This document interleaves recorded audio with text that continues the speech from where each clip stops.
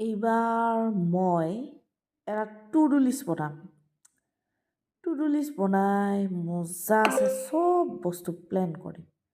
চব বস্তু প্লেন কৰি এটা এটা কৰি কৰিম। গোটেইখিনি প্লেন মতে কৰিম। এটাত মজা ফিগাৰ বনাম আৰু একদম পইচা বনোৱা এটা ছেকেণ্ড বিজনেছ এটা খুলিম।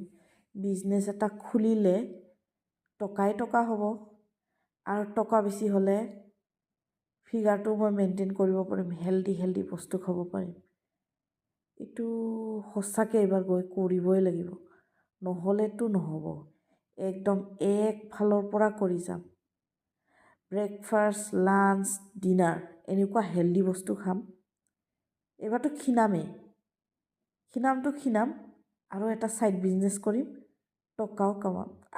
কি মজা লাগিব, টকাও হ'ব, ফিগাৰো হ'ব, কি মজা ড্ৰেছ পিন্ধিব পাৰিম।